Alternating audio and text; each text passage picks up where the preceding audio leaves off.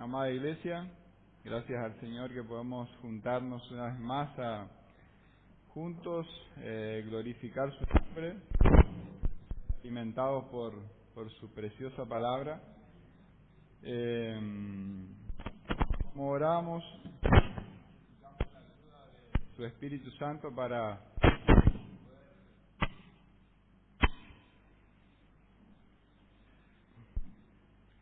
poder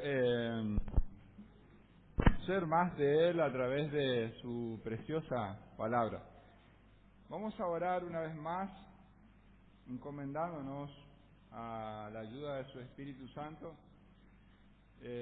rogándole cada uno en sus corazones también para que Dios use esta palabra que ha dejado plasmada y pueda ser de bendición para nuestras vidas.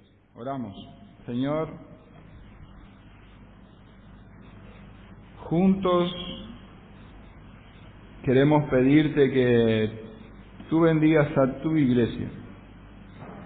Señor, tú la compraste con tu sangre, es tuya. Has enviado tu Espíritu Santo para guiarnos, para corregirnos, para redarguirnos, para convencernos, Señor. Has dejado tu palabra para enseñarnos. Y como sabemos, toda tu palabra apunta a tu Hijo Jesús. Gracias, Dios, por ese Salvador tan grande a quien has enviado para que por medio de Él podamos tener vida eterna. En total dependencia de tu Espíritu Santo, Señor, queremos estudiar tu palabra en esta noche. En el nombre de Jesús, amén y amén. Seguimos con el Evangelio según Marcos. Estamos en el capítulo 6, desde el versículo 30. Marcos, capítulo 6, versículo 30 en adelante. Y el tan conocido milagro de la multiplicación de los panes y los peces, 5 panes y 2 peces, este milagro, aparte de la resurrección de Jesús, es el único milagro que lo relatan los 4 evangelios, Mateo, Marcos, Lucas y Juan. Por lo tanto, siempre es de mucha ayuda tener, cuanto más relato es mejor, más detalle. Y me sirvió de mucha ayuda también el Evangelio de Juan, así que vamos a estar continuamente apoyándonos en el Evangelio de Juan también. Leemos Marcos capítulo 6, versículo 30 en adelante. Dice así: Entonces los apóstoles se juntaron con Jesús y le contaron todo lo que habían hecho y lo que habían enseñado. Él les dijo: Venid vosotros aparte a un lugar desierto y descansad un poco, porque eran muchos los que iban y venían, de manera que ni aún tenían tiempo para comer. Y se fueron solos en una barca a un lugar desierto. Pero muchos los vieron ir y le reconocieron, y muchos fueron allá a pie desde las ciudades y llegaron antes que ellos y se juntaron a él. Y salió Jesús y vio a una gran multitud y tuvo compasión de ellos, porque eran como ovejas que no tenían pastor. Y comenzó a enseñarles muchas cosas. Cuando ya era muy avanzada la hora, sus discípulos se acercaron a él diciendo: El lugar es desierto y la hora ya muy avanzada. Despídelo para que se vayan a los campos y aldeas alrededor y compren pan, pues no tienen qué comer. Respondió él, les dijo: Dadle vosotros de comer. Ellos le dijeron: Que vayamos a 100 denarios y les demos de comer. Él les dijo: ¿Cuántos panes tenéis? Id y vedlo. Y al saberlo dijeron: 5 panes y 2 peces. Y les mandó que hiciesen recostar a todos por grupos sobre la hierba verde. Se recostaron por grupo de 100 en 100 y de 50 en 50. Entonces tomó los 5 panes y los 2 peces, y levantando los ojos al cielo, bendijo y partió los panes y dio a sus discípulos para que los pusiesen delante de él, y repartió.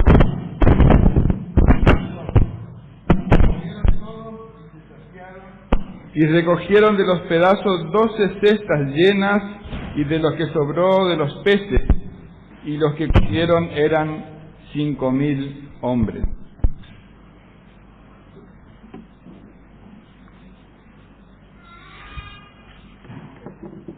El relato de este suceso, o de esta señal que Jesús hace, nos da algunos detalles del contexto en el que se da esta alimentación de esta gran cantidad de personas.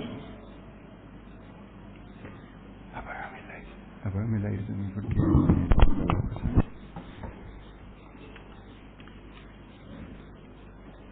porque eso nos dan muchos detalles del contexto en el que se da este milagro, esta señal de la multiplicación de los panes y los peces.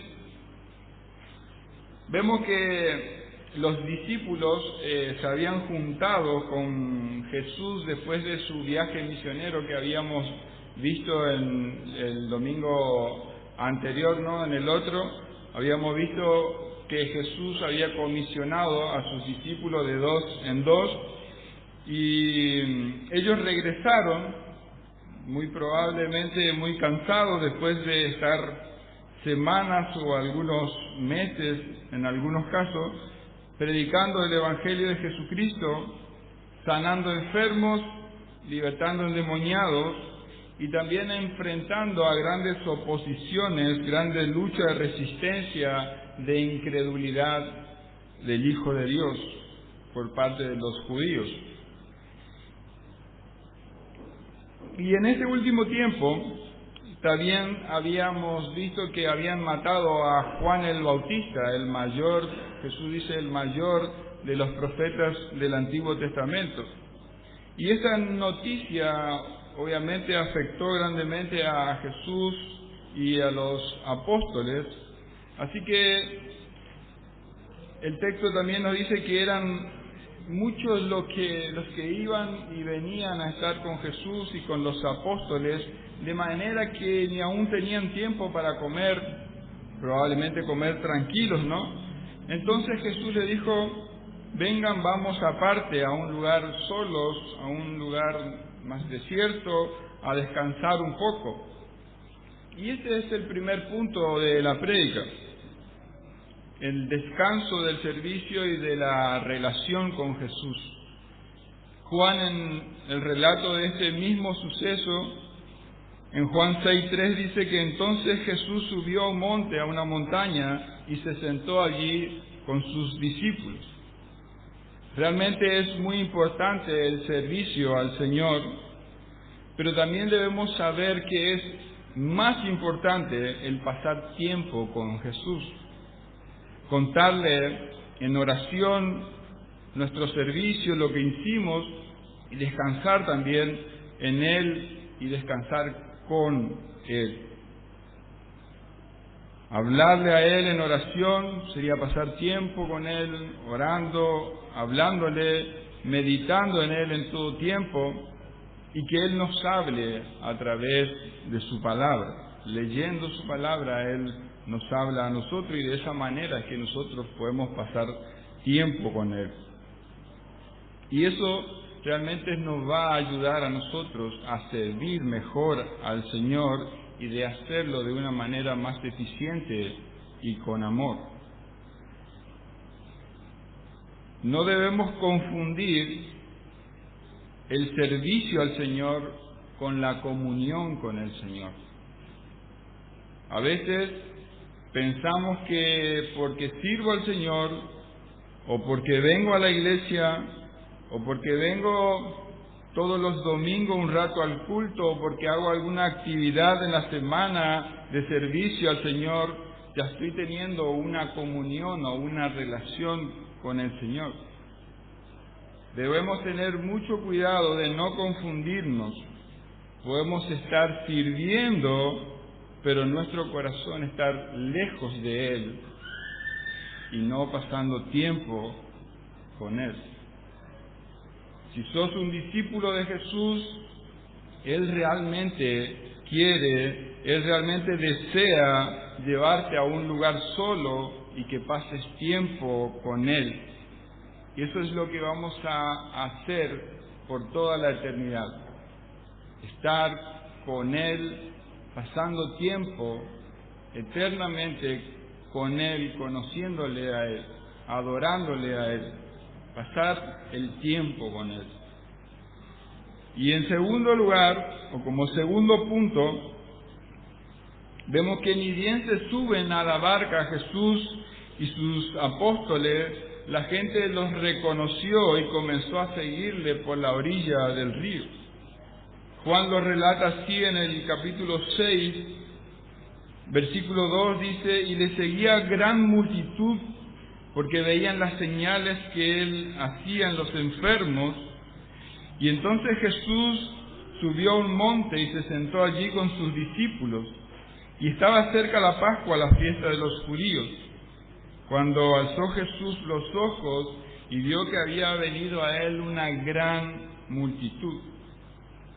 Marcos 6:34, en nuestro texto que habíamos leído, dice: y salió Jesús y vio una gran multitud, y tuvo compasión de ellos, porque eran como ovejas que no tenían pastor, y comenzó a enseñarles muchas cosas.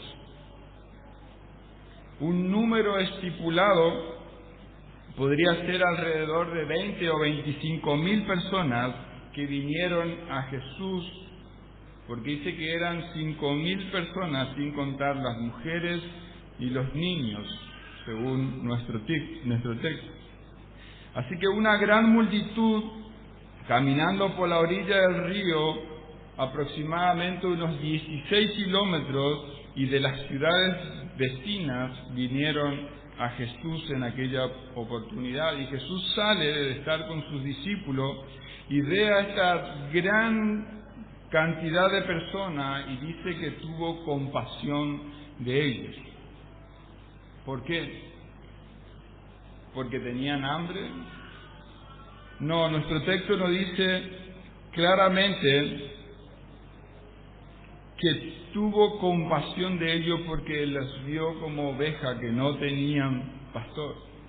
Claramente después le iba a dar de comer, pero dice que tuvo compasión, y esto podría traducirse como que se le conmovió las entrañas al ver a estas personas, porque vio que eran como oveja que no tiene pastor, y entonces dice, comenzó a enseñarles. Esa fue su respuesta a su conmoción. Él realmente no respondió con enojo y salió a despedir a la multitud y decirle: nosotros vinimos acá con los apóstoles a descansar un poco, a estar una sola un rato, váyanse, déjenos en paz, después voy a estar, sino que él salió con compasión. Él salió a sanarles, él salió a enseñarles y luego les dio de comer.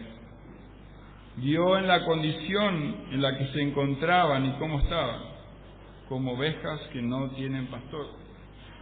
Un comentarista dice que Jesús podría ser mentalmente, estaba sondeando sus planes.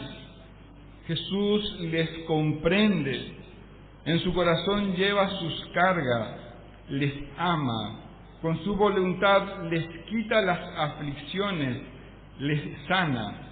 Para Él la compasión no es solamente una emoción, es un tierno sentimiento que se transforma en una acción efectiva.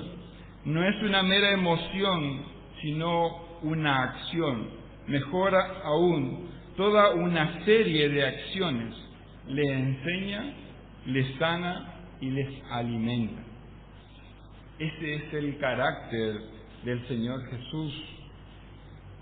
Ese es el carácter de Dios mostrándose a través de Jesús. Ese es el carácter de Dios manifestado en la persona de Jesús. Ese es el carácter del buen pastor del Salmo 23. Él les dio como ovejas que no tienen pastor. Las ovejas son animales muy dependientes. Si no hay alguien que los cuide, que los guíe, la oveja comienza a vagar muchas veces, se pierde y se convierte enseguida en comida para otros animales. Sin alguien que los apaciente a las ovejas, que les lleve por los buenos pastos, enseguida pasa hambre. Y esta gente estaba pasando hambre espiritual y Jesús sabía. Sus dirigentes, los fariseos, los dirigentes religiosos de aquella época, no le estaban ofreciendo una dirección certera. Más bien, estos dirigentes religiosos estaban ocupados en sutilezas religiosas, legalistas, en restricciones de lo que podían o no podían hacer el sábado, en ayunos y en tantas cosas. Y estaban tan ocupados en esas cosas como para atender estas pobres almas. Y entonces Jesús, al verlos así, comenzaba a enseñarles. Ese fue su ministerio. Siempre enseñándoles el reino de Dios, el evangelio de Él. El mensaje de Jesús siempre fue el evangelio del reino de Dios. El mensaje siempre fue y va a ser el mismo. Arrepiéntanse de su pecado, crean en mí y sean salvos, tengan vida y paz. Y del mismo modo, Jesús vio a un mundo lleno de pecados, a un mundo lleno de pecadores, y se le conmovió las entrañas y vino a salvarnos. Jesús nos dio a nosotros como esa multitud, o como esas ovejas que no tienen pastor, y Él vino a dar su vida para salvarnos. Como dice Juan 10:11, Jesús dijo: yo soy el buen pastor su vida da por las ovejas. Y en tercer lugar, vemos el milagro. Jesús, charlando con sus discípulos, y sus discípulos le dicen: estamos en el desierto, en un lugar apartado, y ya se está haciendo de noche.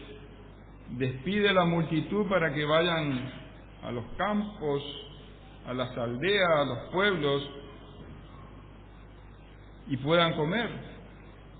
Y el Evangelio de Juan nos dice que Jesús, al ver la gran multitud, le dice a sus discípulos, y más precisamente a Felipe: ¿dónde compraremos pan para que coman todos estos?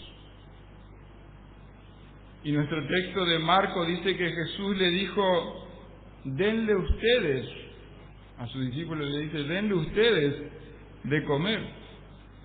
Así que se imaginan ahí sus discípulos diciéndole: su Señor, denle de comer a 20,000 personas. Nosotros diríamos: me estás jodiendo, como que, ¿qué me estás pidiendo? ¿Qué dijeron los discípulos? Señor, ¿quiere que vayamos y compremos pan por 200 denarios y le demos de comer? Le respondieron pues de la forma más humana posible, ¿no? Después le dicen: ni el dinero de 200 días de trabajo va a alcanzar para que por lo menos cada uno tome un pedazo de pan. Hoy sería aproximadamente ni 4 millones de pesos no va a alcanzar para que por lo menos compremos para que le demos un pedazo de pan a cada uno. Pero Juan 6:6 dice que Jesús decía esto para probarles, porque Él sabía lo que iba a hacer.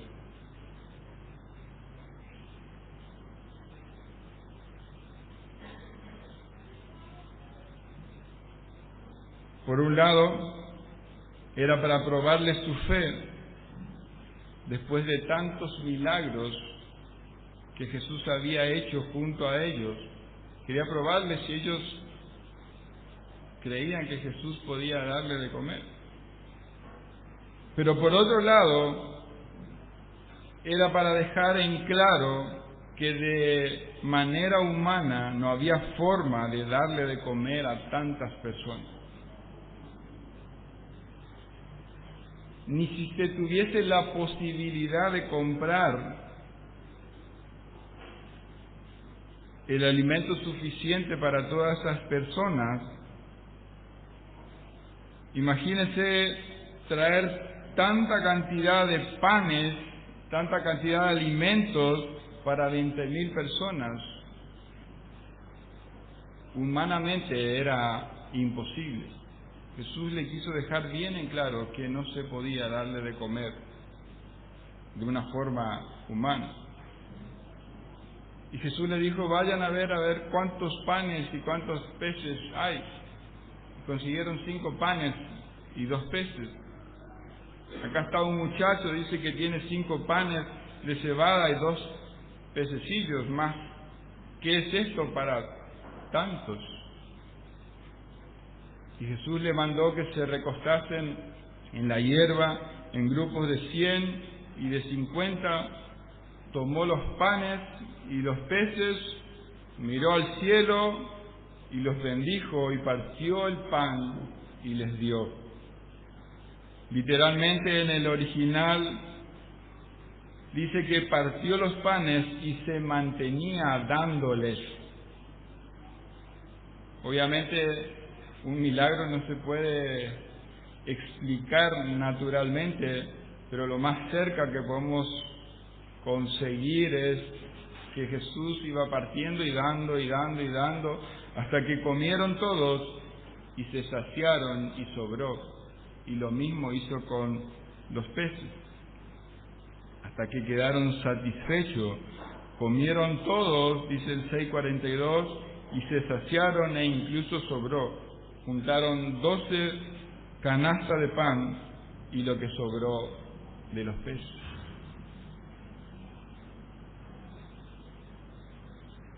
Jesús fue revelándose como el Hijo de Dios de una manera progresiva. Estas señales que Jesús hacía, estos milagros que Él hacía, iban mostrando que Él era el Hijo de Dios, como venimos viendo a lo largo del Evangelio de Marcos. Y fue progresivo su revelación. Y ese milagro lo hace delante de muchísimas personas, porque ya fue al final de su ministerio, fue en una forma progresiva. Y como en muchos lugares, en cada relato sería, acá una vez más Jesús se revela como el Hijo de Dios.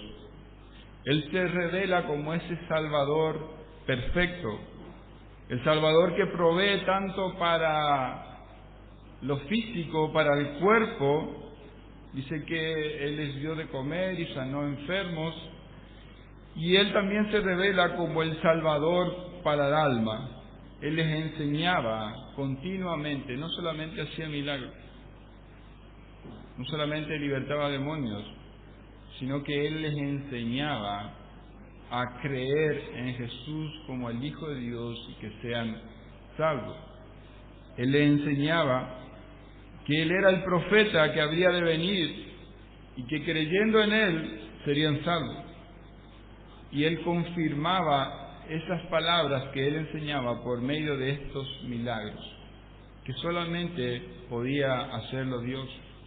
¿Quién más que Dios podría multiplicar 5 panes y 2 peces para 20, 25,000 personas. ¿Se imaginan algo? Estas señales apuntaban a Él, mostraban que Él es el proveedor. Como dice Juan 6:14, aquellos hombres entonces, viendo las señales que Jesús había hecho, dijeron: este verdaderamente es el profeta que habría de venir al mundo. Los judíos sabían claramente que iba a venir el Mesías, que iba a venir el profeta, el enviado de Dios. Estaba anunciado que vendría, aquel anunciado por Dios en Génesis, que iba a nacer de una mujer, que vendría al mundo para aplastar la cabeza de Satanás y librarlo del poder del pecado a sus hijos, estaba delante de ellos. También Deuteronomio 18:15 dice: profeta del medio de ti y de tus hermanos como yo levantará Jehová, hablando de Jesús. Y el 18:18 también dice: profetas les levantaré del medio de sus hermanos como tú, y pondré mis palabras en su boca, y él les hablará todo lo que yo le mandare. Eso decía Jehová. Y el 18:19 dice: mas cualquiera que no oyere mis palabras, que él hable en mi nombre, yo les pediré cuenta. Hechos 3:22, también hablando de este pasaje, dice: porque Moisés dijo a los padres: el Señor vuestro Dios os levantará profeta entre vuestros hermanos como a mí. A él oiréis en todas las cosas que os hable. Y toda alma que no oiga a aquel profeta, hablando de Jesús, será desarraigado del pueblo. Y todos los profetas, desde Samuel en adelante, cuanto han hablado, también han anunciado estos días, hablando del día de Jesús y de su evangelio. Así que llegó la hora, llegó el momento tan anunciado. Cristo, el Salvador del mundo, estaba delante de ellos haciendo las señales que Dios le había dado que hagan, que certificaban que Él era el profeta, el Mesías, el enviado de Dios.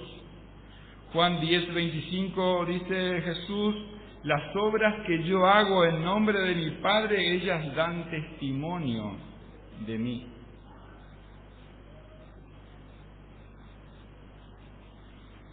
Esas obras que Jesús ha hecho dieron testimonio de que Él es el Hijo de Dios, el enviado al Salvador, el enviado a salvar al mundo. Ese es un testimonio también para nosotros. Y lo importante acá no eran tanto las señales que Él hacía, sino a qué apuntaban esas señales que Él hacía. ¿Cuál era el propósito de esas señales, esos milagros que Él hacía? Por ejemplo, si vamos por una ruta, o queremos ir a un camping, ¿no es cierto? Y de pronto vemos un cartel que dice, o que vemos que tiene una carpita ahí, dice camping a 100 metros, nos damos cuenta que ese cartel no está señalando el camping, ¿no es cierto? Yo no creo que seríamos tan tontos de ir a acampar en el cartel, porque eso es solamente una señal que apunta, que señala al camping. Entonces estos milagros que Jesús hacía, estas señales, apuntaban, mostraban, señalaban que Jesús es el Hijo de Dios. Jesús, al multiplicar los panes y los peces, demostró que Él es Dios mismo, que Él es el Hijo de Dios, el sustentador del universo. Él es quien provee el alimento, tanto para buenos como para malos. Él hace salir el sol sobre justos e injustos.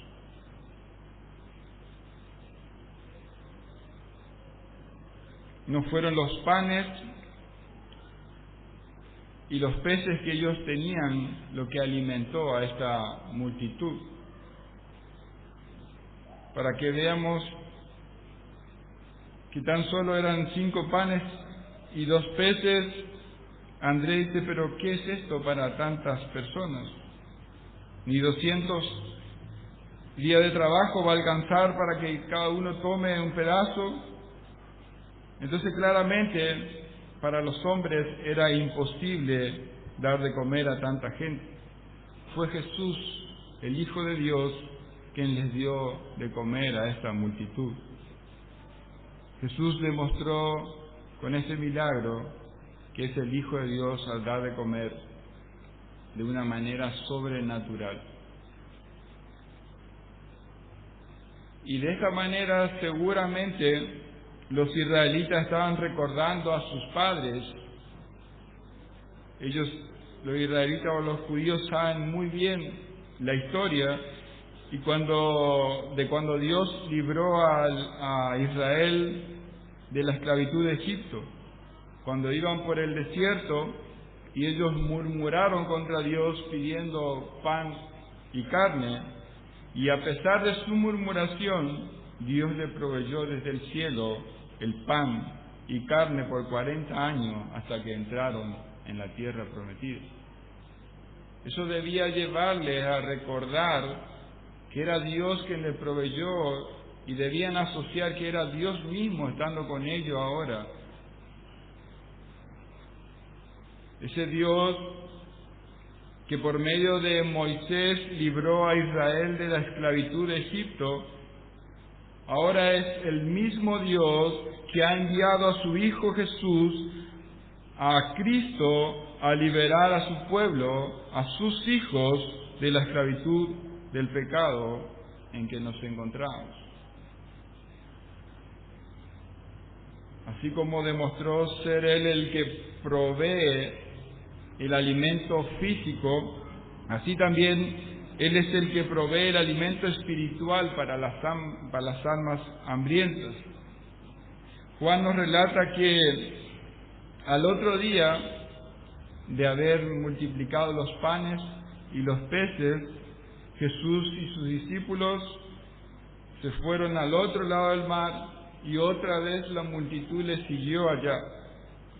Y en un momento Jesús le dice, ellos el día anterior había hecho el milagro del pan, de los peces, y ahora al otro día Jesús le dice a la multitud, yo soy el pan, yo soy el pan de vida. El que a mí viene nunca tendrá hambre. El 6:47 de Juan dice, de cierto os digo, el que cree en mí tiene vida eterna, yo soy el pan de vida. Vuestros padres comieron el maná en el desierto y murieron. Este es el pan que descendió del cielo, para que el que de él come no muera. Yo soy el pan vivo que descendió del cielo. Si alguno comiere de este pan, vivirá para siempre, y el pan que yo daré es mi carne, la cual yo daré por la vida del mundo. Como dije, estas señales apuntaban a Jesús. Esta multiplicación de los panes apuntaban a Jesús. Él es el pan que descendió del cielo. Ese maná que descendía, ese pan que descendía en Israel, en el pueblo de Israel, apuntaba a Jesús mismo. Ese pan que enviaba Dios del cielo y mantenía con vida al pueblo de Israel hasta que entraron en la tierra prometida, apuntaba a Jesús, quien daría vida espiritual a su iglesia hasta entrar en el cielo. También este pan que comieron en el milagro que Jesús hizo apuntaba a Jesús. Así como el pan o el alimento nos mantiene con vida, así también por medio de nosotros creer en Cristo es que nosotros como cristianos nos mantenemos con vida espiritual. Jesús es el pan de vida de su iglesia. Sin Jesús no tenemos vida. Él es la vida. Y no solo que Él da y sustenta todas las cosas con vida, sino que Él es la vida espiritual. Él es el que da la vida espiritual. Solamente nosotros podemos tener vida, solamente podemos tener unión, comunión con Dios por tener una vida espiritual, y podemos seguir teniendo una vida espiritual cuando abrazamos por la fe a Jesús como el Hijo de Dios, quien vino a este mundo, vivió una vida perfecta, entregó su carne, su cuerpo, su sangre para salvarnos de nuestros pecados. Solamente de esa manera es que podemos tener comunión con Él. Y así como no había manera de dar de comer a tanta gente, y Jesús multiplicó los panes y los peces e hizo posible lo que era humanamente posible, lo que era humanamente imposible, así también es imposible para el hombre salvarse por su propia cuenta. Pero para Dios todo es posible. No fueron los 5 panes ni los 2 peces, sino que fue quien era este hombre. Era Jesús, el Hijo de Dios. Y no se trata de lo que vos puedas ofrecer al Señor, se trata de quién es ese que murió por tus pecados y que hoy puede darte ese pan, que hoy puede darte vida si crees en Él. No se trata de vos, se trata de quién era ese que colgaba en un madero, muriendo y entregando su vida en rescate por la tuya. No se trata de vos, se trata del valor de quién era ese que vino a salvarnos.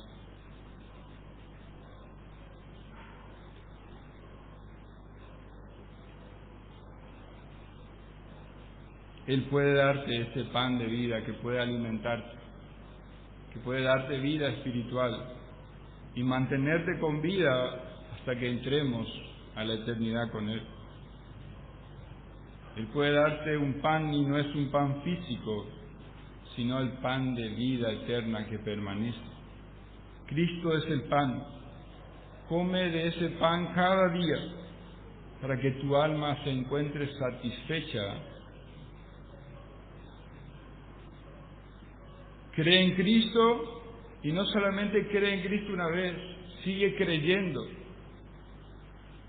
en Él, sigue creyendo todos los días, así como comemos todos los días y nos mantenemos con vida, es necesario que continuamente sigamos creyendo en Él.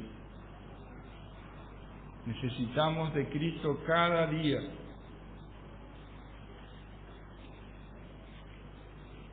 Esta multitud escuchó las palabras de Jesús que le enseñaba, vio hacer muchos milagros, recibieron milagros que Jesús hizo, comieron el pan y los peces que multiplicó, y tal vez pienses que todos estos comenzaron a creer en Jesús, a adorarle, a creer que era el Hijo de Dios, a creer en sus palabras, a creer en la misión que Él vino a hacer a este mundo de salvar a los suyos por sus pecados. Pero lo trágico de esto fue que el punto de ellos era terrenal. Solamente lo veían a ellos y pensaban en lo terrenal, en alguien que pudiera librarlos como nación del poderío de Roma. Era un punto de vista totalmente errado y materialista de este Jesús, el libertador, el Salvador que había enviado Jesús. Ellos solo pensaban en lo terrenal. Cuando ellos vieron este semejante milagro que Jesús hizo, pensaron, acá tenemos a nuestro Rey que va a librarnos, vamos a ser potencia de nuevo.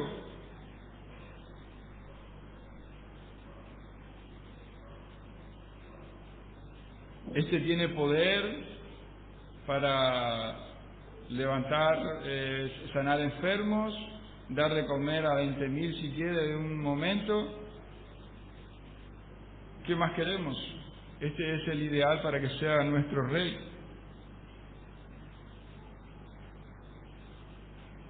Juan 6:14 dice, aquellos hombres entonces, viendo las señales que Jesús había hecho, dijeron, este verdaderamente es el profeta que había de venir al mundo. Y el 6:15 dice, pero entendiendo Jesús que iban a venir para apoderarse de él y hacerle rey, volvió a retirarse al monte solo. Él era el profeta que había venido al mundo enviado por Dios. Él era el Mesías, Él era el Cristo, pero Él no vino a ser un rey terrenal. Su misión no fue terrenal, Él vino a salvar a pecadores de sus pecados para hacer para Él un pueblo santo. Cuando Jesús le deja bien en claro en Juan 6 su misión, dándoles a entender de la muerte con la que Él iba a morir y de que Él había venido del cielo y de que debían creer en Él, si no, no tenían vida, que estaban muertos. Ya muchos dejaron de seguirle porque sus intereses eran solamente terrenales y el mensaje les parecía duro y ofensivo. Y Jesús le dice a los 12, ¿quieren ir acaso ustedes también? ¿Quieren irse también? Y Simón Pedro le dice, ¿a quién? ¿A quién iremos? Tú tienes palabra de vida eterna. Tú tienes palabra de vida eterna. No queremos otra cosa. Y nosotros hemos creído y conocemos que tú eres el Cristo, el Hijo del Dios viviente. Y a la conclusión que quiero llegar es que vos particularmente te plantees, ¿por qué crees en Jesús? ¿Qué es lo que espera obtener de Jesús?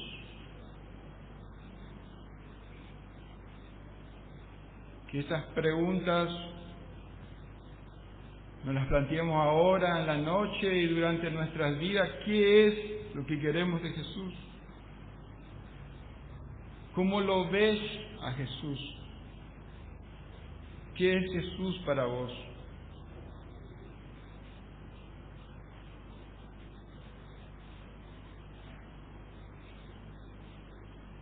Y quiero que consideres entre estas dos opciones, que fueron estos dos grupos.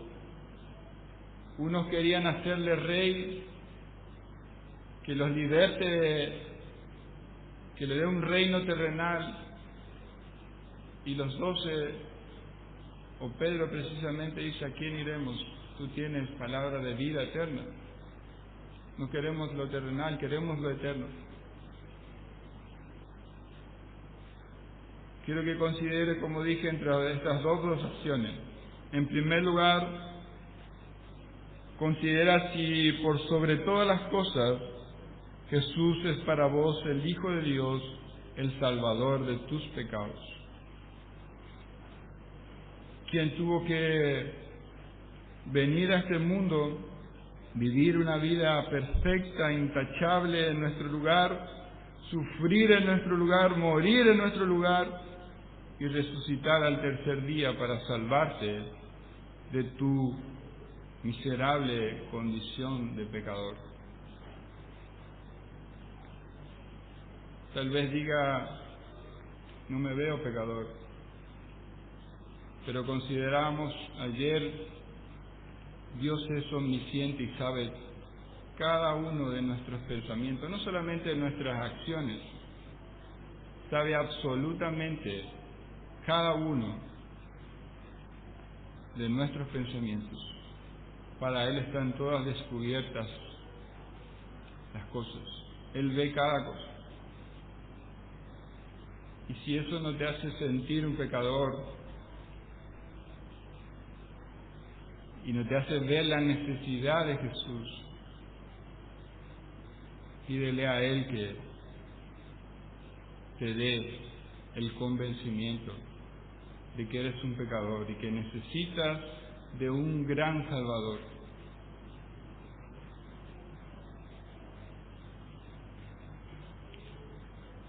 Él es para vos el único capaz de darte vida.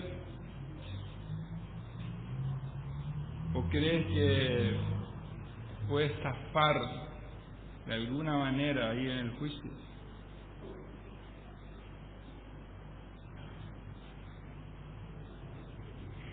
¿Crees que Él es el mayor bien para vos en esta vida?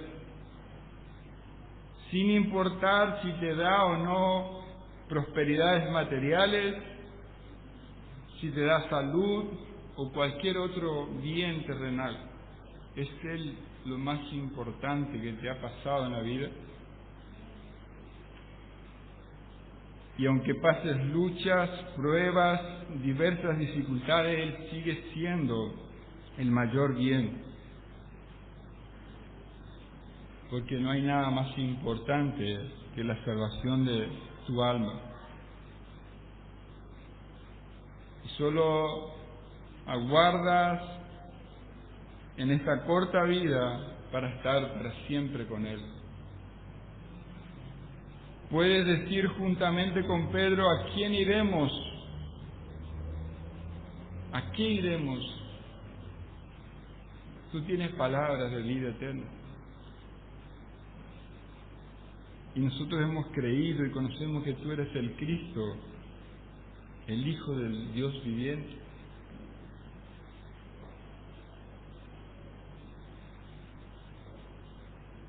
¿Es eso Jesús para vos?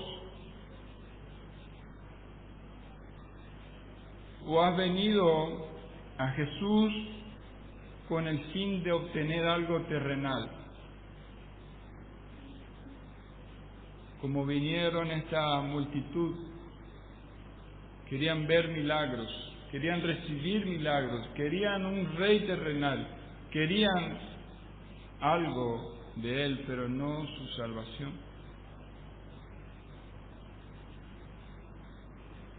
Puede ser que hayas venido a Jesús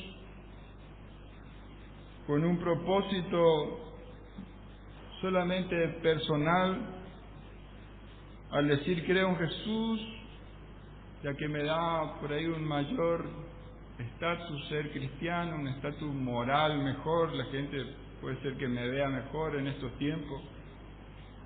Su palabra me da buenos consejos, es un lindo ambiente, un lindo lugar para sociabilizar. O puede ser que haya venido con el propósito de tener un buen matrimonio, conseguir una buena pareja, es un ambiente sano, nos enseñan a no engañarnos, a perdonarnos, y de esta manera puedo tener un matrimonio bonito. O puede ser que el propósito sea tu familia: llevo mis hijos a la iglesia, se educan con buenos valores, les llevo a la escuela bíblica, se juntan con otras personas buenas. O puede ser que tal vez tus intereses sean económicos, de prosperidad, ofrendo para que Él me dé más, trato de hacer bien las cosas para que Él me bendiga materialmente. O tal vez puede ser que busque algún reconocimiento, ser alguien en la iglesia, que las personas te admiren. La verdad no sé cuántos motivos podrían ser por los cuales una persona puede ir a Jesús. E incluso algo práctico que puedas hacer o preguntarte en este momento: ¿qué hago? ¿Qué hago acá hoy, domingo a la noche, reunido con este grupo de personas? ¿A qué vine?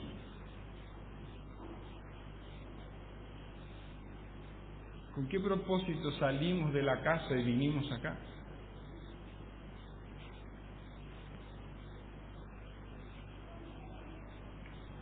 Así que déjame decirte que si toda tu vida viniste a la iglesia a buscar algo que no fuera a Jesús como tu Salvador, ni por más que te hayas congregado 100 años, esto no podrá salvarte.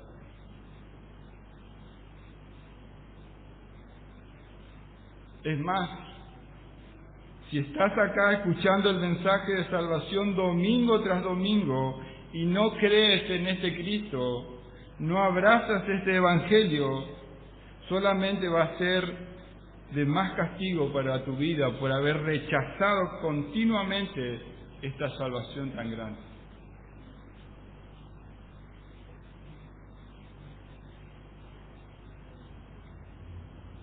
Si tu motivo no es Cristo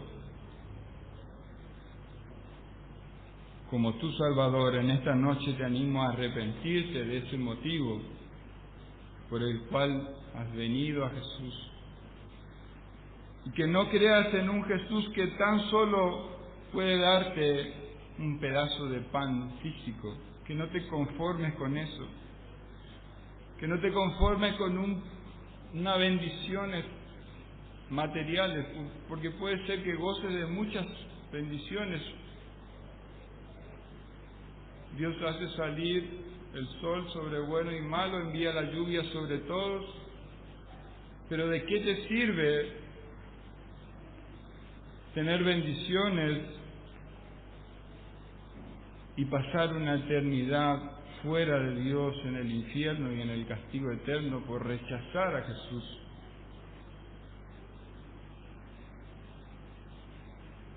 En esta noche te animo a creer en Jesús como el pan que vino del cielo para darte vida eterna. Así que mi hermano, si eres un cristiano, crees en Jesús, Jesús quiere pasar tiempo contigo, como veíamos. Él quiere que le sirva con devoción, pero no te olvides de descansar en Él, de pasar tiempo con Él, que Él sea quien te pastoree, que le hables a Él y que Él te hable por medio de su palabra. No te confundas, el servicio no es comunión con Dios.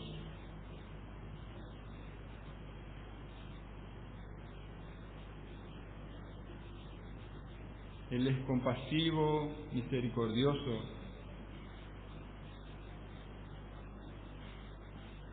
Él fue compasivo con Israel, que a pesar de que murmuró y que fueron rebeldes y perecieron en el desierto, Él les dio alimento por 40 años. Él les dio de comer a esta multitud que luego le abandonaron. Esa es la compasión de Jesús. No va a tener compasión de vos si vas a Él con el verdadero propósito por el cual vino de salvarte.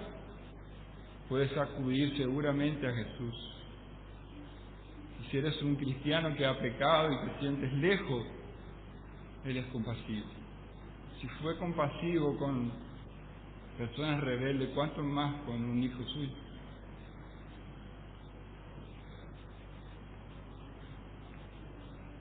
El milagro más grande es su salvación. Él nos dio a nosotros como ovejas sin pastor y envió a su Hijo Jesús.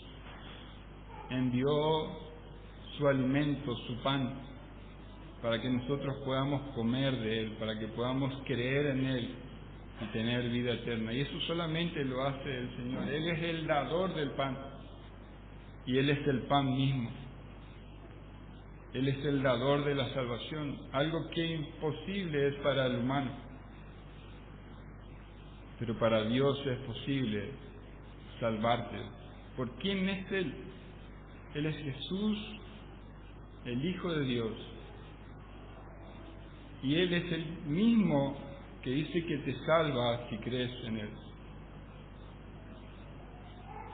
Vamos a orar en esta noche. Señor, gracias por recordarnos tu palabra, gracias por tu compasión tan grande, Señor.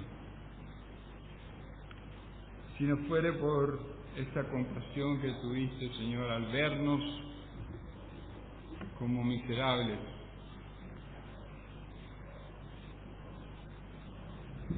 nos perderíamos eternamente en el infierno, moriríamos de hambre